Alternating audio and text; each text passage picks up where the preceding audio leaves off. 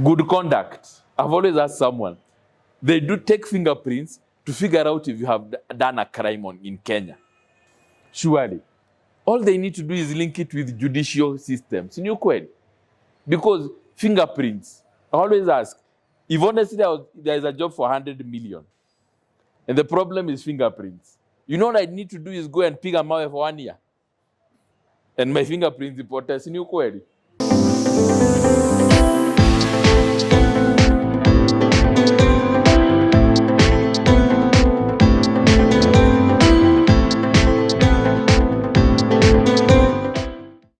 Yes, there's what we learned, and there's what we experience in the field. And what we experience in the field is what every day you'll find in your memos requesting you to give an answer to. You'll never see your head of department asking you, please do for me a letter on explaining what records are. But you'll find him asking you, like where I was today, I won't tell you where, they have destroyed records because kulinyesha. And when they walked in, zilikuwa kwa maji. Now, technically, they did a very good thing. Now, let's assume there's a problem. What will happen? But the school will not teach you about how do you sort that crisis. Now, those were job applications for a CEO they hired. So legally, the HR is supposed to have kept some documents. But has he done it or has she done it? No. Is records a core or a support department? A core. Higher. How do you determine your relevance? And I always give an example. We used to say you cannot outsource your own secretary or your own PA. Then the world introduced something called virtual assistants. That means you're a CEO in Nairobi, but your assistant is in Manila. Because in Manila, you're able to have an assistant and you pay her 10K to run your calendar, to run your emails. So instead of hiring someone at 50 in Nairobi, I would have that Manila girl who will even call you and tell you, Mr. Simon is coming to see you. And you'll think he's coming from my office. But he's coming from Manila. We also used to think you cannot outsource security. Now we have G4S who are in our offices and they receive us as we go to see you guys in your offices. Haven't we outsourced that part? Years ago, that was a key system that could not be outsourced. We have also gone further. That for private companies, instead of storing records in-house, what are we doing? We are outsourcing them. And just to understand how big the industry is, we have 3 big players who've come here. Because instead of you storing records in your place, they are outsourcing. Crown, you can write, is one of the biggest companies, Iron Mountain and Metrofile. Now they have bought the big firms because they have realized instead of you having the records in your office, and because you do not comply, that's why you forever never destroy, let me help you and milk you. Because how many of us have destroyed records in our offices? We don't even dispose. So we keep them till God cometh. But for institutions that dispose, these are the companies that should help you. And we're in one institution actually that should help you if you're a public company to dispose. But do we do even annual appraisals? We don't. So even as we discuss digitization, we must make sure that at the end of the day, we have put in order what we call physical records management. Even annual, you ask institutions, do you have a policy? You've seen your policy at Lance? But there's one policy. Madam, have you seen the policy in your place? Gone through it? Somehow.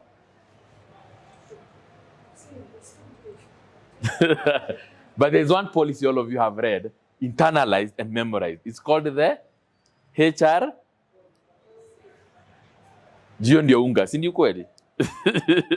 But here too, we don't do it. So even when you say, I want to do KPIs for my department, you're doing KPIs against something you don't understand. Because when they came, whoever was even before you might have set the wrong standards or the wrong ways of doing records in your place. Try changing a small place, go look for that policy, you realize you are two different worlds. So we'll sit here and say, let's automate. Let's look at how it works. Let's sit down and ask ourselves, what is automation? When eCitizen came in, they said we are automating. And the beauty of media, when the president's the CS anasemanga, now we are going to automate the police OB. What's the difference between automating and digitization? We have two systems involved. You are either in finance and you've decided, sorry, you're either in an organization and you've decided this process is too long, it has too many approvals and too many things that we need to do. So as much as there's a physical document, let me also have an electronic system to ensure that I'm able to follow. So what do? We acquire an ERP system. But for you to approve on ERP, what do you require? A physical document that you will sign on to it, then log in into an ERP system and approve. Isn't that what we do physically? Yes. And that is the normal way of operating. And I would say the modern, the accepted way across the board. Because that's how we've been brought up knowing. That ndakuletea physical document ya leave, uangalie, waniapprovie leave, uenda kwa HRMS, ukina had 21 days, now I have 17. Then it generates that, and that is the end. So tomorrow when you want to confirm my leave days, the physical document is filed, you have an electronic document that you work with. And that is now the rise of HRMS, ERP, CRMs came in, all these systems, even emails. If I needed to come and see you, I would have done a physical letter. Nowadays we do emails. Isn't that also a record? So when we are looking at automation, what are we looking at? If it's digitization, we are looking at a very easy way. If it's an LPO nowadays, we have systems, and instead of you physical, unajua ka LPO ka government kakala yellow. Have you ever seen the government LSO? Hey, we're in the same country, guys. Are we in the same country? You know, I always tell you guys, it's good to, one of the things I always talk about is exposure. For you to understand how your institutions work and how your career works, you have to force yourself to do exposure. Because, let's say tomorrow I made the CS, health. Then I tell you, now I want you to manage KNH records, because the medical records, I want, within 2 years, I need them digitized. And I leave you there, and I'll be back in 2023, January. You've never been to a medical register. So you always hear. The only way your only interaction is when you're sick. Because you have your files. Now you have to start from zero. But exposure means that once in a while, not only can you go, but you can read through. And when you're in forums like NIPK, you're in different, and I forgot to ask, which industry, madam? Which industry are you in? Education. Which school? Or TUK? Okay. Which sector? TUK? Sunshine. I've always wanted to bring my son there. So, mark my face, usinifukuze nikileta. Yes, madam?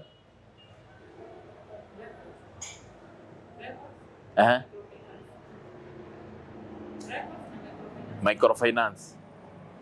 This is records lands. Library education. That's NGO. I'm Olitoka. NGO world. Sinikweli. Now, that means that each of you here, most likely, if you took time to visit the person you're sitting next to, you'll be in a new environment, learning or understanding new things. Isn't that what you guys call benchmarking? But for us, we normally believe benchmarking is going to another country. Sinikweli. Higher. 2 years ago, it's good. I won't mention the institutions. That's why I wanted to ask you an institution. An institution was called by KRA and told, because you hire expatriates, it's an international school. That's why I told you guys, that's why I came to your place, but it's not that one. Because you hire expatriates, there's double taxation. So that country taxes them, and we also tax them. So the only way those people claiming refunds can get is if you give your records, because before 1974, between 1974 and before KRA 95, there were no systems. So we just need the manual documents of 1990 to date, of all the contracts you've had, and then all the pay slips. So I remember it was a Friday, 6 p.m. I was going home. So I see a call. When a HR is calling you at Friday 6, you're not sure. I call, can you come to the office? So I knew two things. Either documents have been lost, or there was a fraud case. Nothing serious. So I went in, I found a KRA guy, found the lady seated there, and then they have an executive director. Then he said, these documents tunataka, there are too many. But if you can assure that they'll be scanned in 2 weeks, what we just need to do is when we go to the tribunal to show the documents are there and we actually paid people. So the number one problem was the people contesting, were they actually paid from our side? Because unaweza peleka documents ujiweke kwa shida, si ndio? So number one is to figure out those claiming from that side. Remember this P9 imekuja tu after iTax imeimplementiwa. So before that it was madhokodhani all over. So I told them, before we scan, let's figure out from this guy, anataka gani. From about 3,000 employees, they were only concerned with about 250 or thereabouts. So let's assume we had given them 3,000. What have you given KRA? An amari. So hawa wengine wanalipango aje. And you know, before then, a lot of people are paid through bahashas in ukweli. So we scanned and took. And when we were scanning, it actually hit them. Some of the records were telling me to go look. They were in containers. So you'd open a container, then unaambiwa za HR ndio hizi. So the contract unatafuta ya mtu iko kwa hiyo container. Zimepangwa na miaka vizuri sana. But you can imagine, kawaida yenyu si mneka containers na mneka hata viti huko ndani. During the disposition zote. We did it in like a month. We didn't do it in 2 weeks. But what am I trying to derive at? At some point, we will get to a place where the people who are regulators will be asking for documents. And because they don't want to bring physical files, what will they ask for? Electronic files.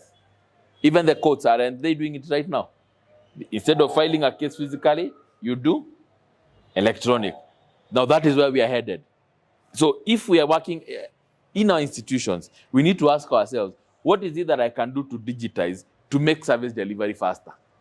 If I still UK, what is it that I can do faster? Is it possible that in a few years, that every graduate who has been there, all they need to do to certify their degree is to put in a number, charges them a convenience fee of 50 shillings, and it prints out something. It is also revenue generation. So when they start telling you your ability to never give them money, tell them you never implement the systems I give you to. Sinukweli. If it is Rosalind, there's a time when Uhuru got into power, and you know the nursery he went to, it's called Lady Northy. You know where Freemason is? Next to Freemason, there's a nursery school. Si mnajua? Nairobi itabidi watu watembee. Haya, do you know where Freemason is in Nairobi? Yes. Okay. You know Serena Hotel? Tukue pamoja. Ukipanda Serena, on this side there's a very white building. As ukipanda hiyo barabara, usiingie Serena, enda tu kwa hiyo, inatangwa Kenyatta Avenue. Procession way, yes. Ukienda na hiyo barabara, there is a white building. Next week there's a nursery school. That is where your president went for nursery. When we went there, we were told to look for his documents. Zile zenye watoto wanaandikanga zinabaki. Can you imagine Kanjo has the documents from 1960? It was from either 51 or 61. Zenye watu washaenda huko. Hii Kanjo mnaonanga hapa. Because they got now, they needed to remove the president documents now from there. I don't know kwenye zilipelekwa, but we found them there. And even for, I think the Odingas have a younger son, who also zateke zilikuwa huko. So what am I driving at? At the end of the day, when we are digitizing, if the problem you are having physically iko, when we digitize, what do? We make it even better. So the problem is at 2%, now we make it 10%. And the beauty of digitizing is, you will sit down and say, we have an ERP. So if you are in a school, you have a school management system, or you have for CRM is the contacts. So for most of us, we're very okay. Traditional used to have access. Now we have better systems. Or what are these systems that we have at work? Then Nasema, you're very okay. But you forget, the 3 systems above are fed information supported by a document. Now, that is where document management system came in. So that if I am approving tomorrow that you're here today, see, some of you applied for a leave to be here today. Now, in the system, they will remove 1 day. If this physical document disappears, you can tell the HR I was at work that day. Or if it is not found, the HR can say you absconded duty. But once you feed the system, the document here is able to feed the ERP. And that is a link that we never get. That even today, as you apply for a new car or you apply for a new passport, There are documents that you fill, and ultimately you print the document. Don't we do that? That is the part I've never understood. Why we do everything automated, then we print, then we take to Nyayo House, they scan and put into a C. Mnaona vile tuko na opportunities mingi Kenya na sisi tunakataa kuchukua. Good conduct. I've always asked someone, they do take fingerprints to figure out if you have done a crime in Kenya. Surely. All they need to do is link it with judicial systems. In your query. Because fingerprints, I always ask, if honestly there is a job for 100 million, and the problem is fingerprints, you know what I need to do is go and pick a mawe for 1 year. And my fingerprints reporters in your query. And then I've always asked this question. Isn't it easier for them to search my name through the judicial system? To figure out kama niko na kesi. Amjiuliza hii maswali? Hello? Unajua tufikiriangi when we are doing these things or when we are implementing systems, but when they hit us is when we figure out. Now, you will print a form on eCitizen. They physically go and look for your fingerprints through another physical system. Then they upload your good conduct on your system for you to print. Isn't that how we do our things? Sinu kweli? Now, this system up here are the various systems you have in your places. The admission system, I'll fill documents so that you admit me in your institution. Then you will take the document and basically transfer all this into a system. Sino tunafanyanga? Instead of doing or implementing a form that has OCR capabilities, where once you scan, it takes the figures and puts them. We still want to do manual jobs. Because that's manual. Umeniweka 1 hour hapo nijaza form, nikupatie uniambie kaa hapo chini, 15 minutes ukijibu, then you send me to finance, I go pay. Don't we do that? Then when I go to finance, I pay, I come back with a receipt so that I get a number. How fast can we automate that? By linking these two. And that is what we call integration. And that is what misses. That's the missing link to forever us have that. And that is why you need to ask yourself, at some point, where do you need to have that DMS working? It will not achieve this if we do not link it with the core systems we are having.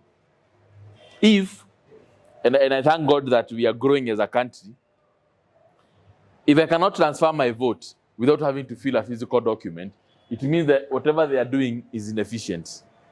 And it's also costly. Can you imagine if changing a kura was as simple as the way we go to eCitizen, open, and transfer a company? Yet, we have more serious duties in Kenya that we protect on eCitizen more than voting. Number 2, I've never been to UK, but I was hoping to go for the, there's an event most of us we hope will ever go. My grandmother used to tell me, she was very young when they were doing coronation for Queen Elizabeth. So she has lived hoping this woman somehow will either abdicate or then the nature will take its way. Then she can witness Prince Charles. Sinu kweli? Now on my part, I am very certain, given the age difference, nitaona akikoronetua kuwa king. Sinu kweli? And I'll be able to go there. But now the point is, in UK, when you're going to the voting booth, chances are you don't carry a marriage of documents like we do. They have done elections twice. We've not even had chaos. Because they have a very seamless voting system. Here we are 1 year to elections. Most people still think we voted electronically. Have you ever had that argument? Most people still believe we voted.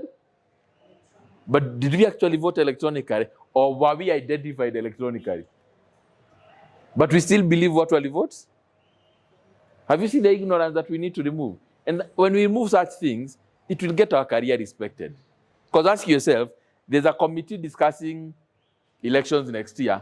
It does not have a representative or a ministry of culture in records. Na nafaa kuwa kwa hiyo committee. Si shida inakuja kwa hizi documents. And if you listen to Moite, when he was discussing the case, what did he say? That the key to us determining a credible election is the record. But haya wako na committee, imejengwa vizuri, headed by Justice Ibrahim, but there is no records person. To tell them, if we do this right, or this, we'll be able to have a better process. So they will digitize a few things like voter identification, and it's very easy. out of the 6 processes, you can't tell me kuna kiti moja inaweza kosa kuvotiwa electronically. Because I don't now, we are going to have voters outside the country. Si ni kweli? And I think we have about 2 million humans who are Kenyans who will vote from outside Kenya. You won't tell me they cannot be told to vote by a citizen? Number 2, one of the key parts of every election that we do is uploading that form, either 34A, 34B, 16A or 16B. I don't know the numbers they use nowadays. So someone takes a photo, scans and uploads, gets to Nairobi, that's the only time they update the election. If we had a very good records guy, what would happen? Is that the polling station guy would be able to take a photo of the file and it picks it from an OCR perspective and pushes there. OCR is optical character recognition. Simulifanya KCP hiyo miaka yetu ya kitambo, si ni kweli? Na ulikuwa unajaza ka jina kwa to box, si ni kweli? But did they ever use it? So, if we implement DMS very well, these are the things you're looking at. If it's compliance, we ask ourselves, yes, we'll have a document management system, but doesn't do away with the things that we look for compliance. You want to audit documents every year. How many do we do in our institutions? We don't do. We want to do an inventory of the records we have in a year. We don't do. We want to look at the policies that we have in our place, and we don't know where to start. No. So, why I'm putting all that is, ukikaa hizi ufikiria kama umzee, you should ask yourself, when you're told we need to digitize next year, I'm thinking every boss loves saying that word. We need to digitize. And they pride in that. Now you need to ask them one question. Number 1 is, physically, are we sorted? Is our registry sorted? Can we be able to even figure out the documents we have? Because the system is very good. But people don't appreciate. You see, there's a time I posted a photo of myself in 202.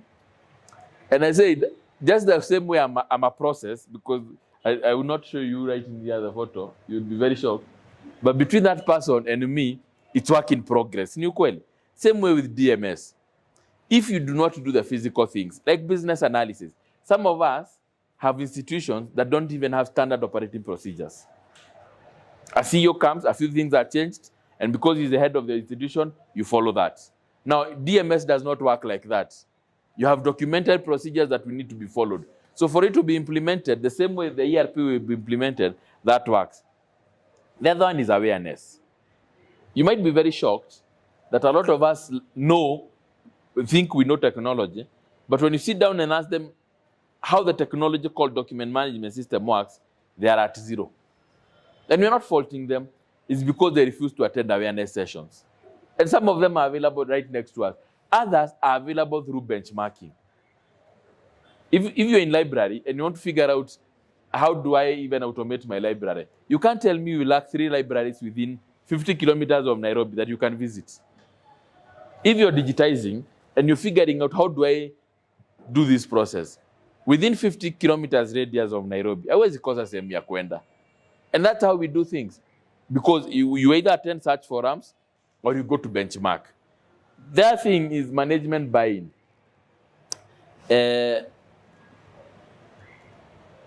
Based on how institutions work, a lot of our decisions we will only recommend and hope the management understands what we've recommended for them to buy in. Sini kweli?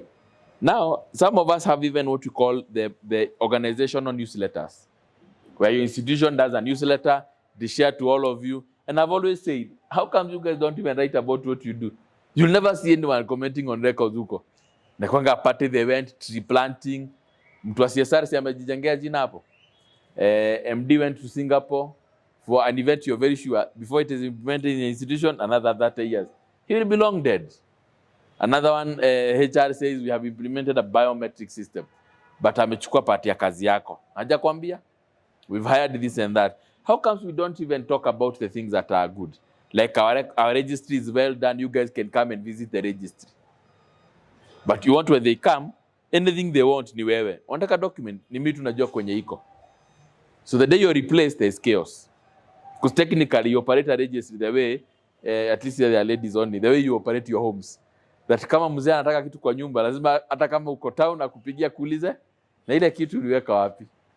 Na ni nyumba mnaishi na yeye, si ni ukweli? That is how records people we operate with a lot of respect, because most of us do that. The other one is change management, our mentality. If this was a political meeting to chat way for salaries for guys in records, it would be full. Sinu kweli? But now, because it's knowledge you're coming to give people, it becomes less. And that's the same mentality. If we do not push to attend events, and I always say, your institution will always fund you or help you go to events based on how the results they get when you go there. But sasa wakiona wakikutuma event, hata ukuje, ni zero work. You think they'll send you and tell you now we need to digitize? There's nothing like that. And you see, as we are growing as a country, the government gets trained to fund a lot of its agencies. So what the agencies are forced to do is, one, to cut on their cost of delivery of services. Number two, to automate a lot. And automating is what leads to a lot of redundancy. Na redundancy haikujangi juu ya kitu ingine. Government has stopped funding us. You had UN here and Moi saying they don't have money. Si ni kweli? If you're given that institution, na wekwe pamba hapa, uambiwe implement, believe you me, if you just decided to digitize, automate, and change mode of operation, you would save at least 30% of the money. But do we want to do that? We still want manual. You know, a manual process is very nice because you can hide a lot of things. The last one is procurement. One of the best things I find in our world is that every time you're buying a document management system, you have an IT guy, you have a finance guy, a procurement guy, you don't have a records guy. It is assumed the IT will help the records. But the IT is, the only thing he will understand is technically, this system can do 1, 2, 3. But the content there ni ya nani? Sini yako. So those are things we are hoping and pushing to. So what RIMEA does is prepare institutions to implement. RIMEA is part of a 4-based company. And one part is RIMEA that comes to look at your institution, review your policies, advise you on how to automate. If you want to be taken A to Z about scanning, take you through that. If you're stuck in even established, you'll be very shocked.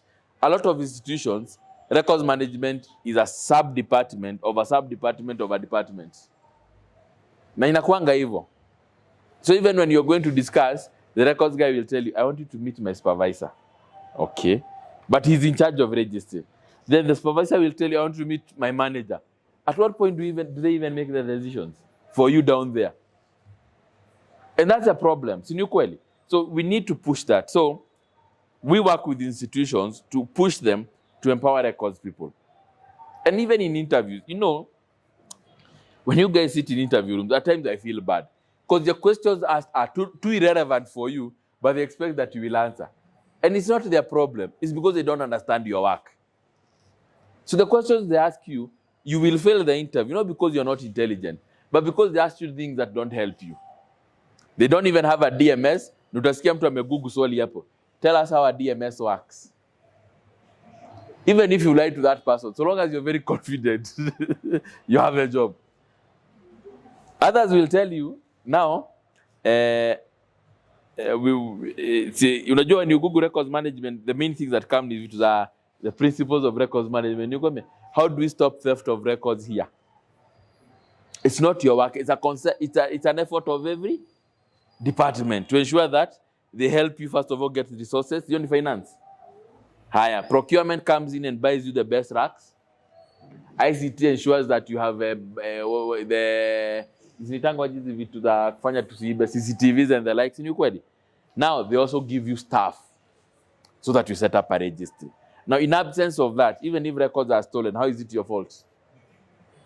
Now, every year, technologies come, like now there's access to Data Act. Some of us only read it.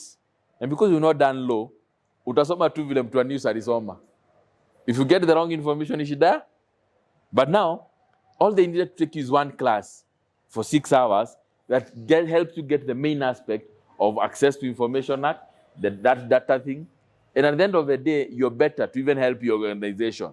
Otherwise, Omkiomtata does not work on anything. It's those loopholes are records. Anajua hapa ametumia sheria mbaya na hii record haikuweko. He goes to court. The CEO comes and tells you, can you help me this record? I reply to this case. Wewe hiyo record unaitisha hujaiona. He wins the case. A very simple loophole.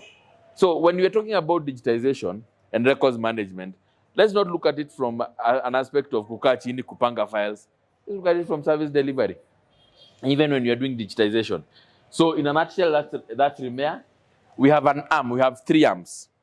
We have an African-wide company that does programs for CEOs and heads of governments. It's called Africa Center for Governance and Information Management. And why it exists is because most of our top CEOs and managers, unless they understand what you do and how you help your institution, utabaki pale pale. They will not fund, they will not approve. And I'm sure as I wind up, I can ask, do you have a strategic plan for your department? Not for the institution yako. Yeah. Ya library peke yake. But there is an organizational strategic. So the beauty of an organizational strategic plan is that it takes care of every department. So if your department is not there, what does that mean? Because stagnant for the next 5 years. No salary increment, no automation, no better service delivery things, and no even better hiring.